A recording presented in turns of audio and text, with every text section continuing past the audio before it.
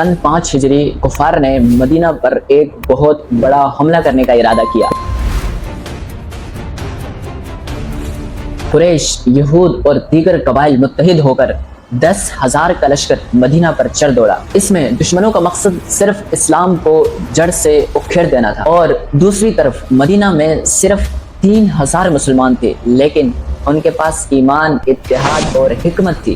چونکہ آپ صلی اللہ علیہ وسلم کا معمول تھا کہ صحابہ سے مشورہ کرتے تھے، تو صحابہ میں سے ایک صحابی سلمان فارسی رضی اللہ عنہ نے کہا کہ ہم فارس کے اندر دفاعی جنگ کے لیے خندق کھودتے ہیں۔ چونکہ مدینہ چاروں طرف سے پہاڑ کے بیچ میں تھا، لیکن ایک طرف سے راستہ کھلا تھا جہاں سے دشمنوں کا آنا متوقع تھا۔ یہ عرب لوگوں کے لیے نئی حکمت عملی تھی، مگر بہت مؤثر تھی۔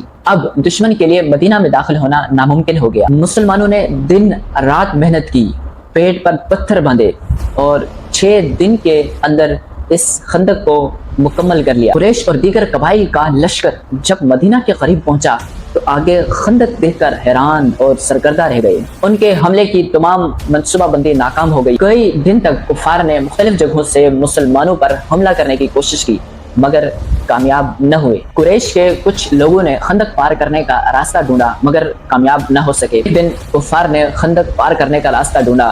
اس دن ایک معرکہ پیش آیا۔ قریش کے سب سے طاقتور جنگجو عامر بن عبد ود نے خندق پار کر لی۔ وہ عرب کا ایک عظیم پہلوان تھا، اس کا نام سن کر لوگ کانپ جاتے تھے۔ اس نے مسلمانوں کو مبارزت یعنی جنگ کی دعوت دی۔ سب لوگ خاموش تھے، لیکن حضرت علی رضی اللہ عنہ نبی کریم صلی اللہ علیہ وسلم کی اجازت کے ساتھ میدان میں اترے۔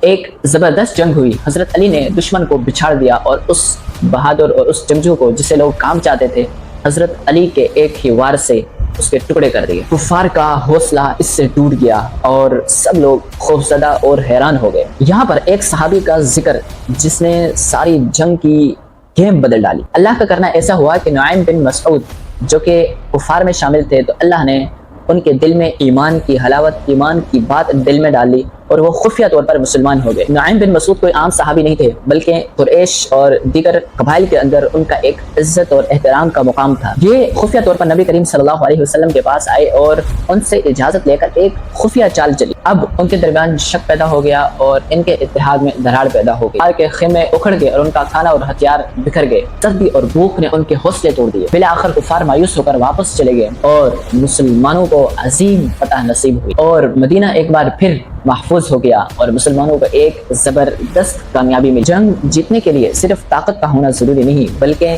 ذہانت کا ہونا بھی ضروری ہے۔ نعیم بن مسعود جو اس جنگ کے ہیرو رہے، اس نے بھی یہ ثابت کیا کہ ایک آدمی بھی تاریخ بدل سکتا ہے۔ اللہ ہمیشہ صبر کرنے والوں کی مدد کرتا ہے۔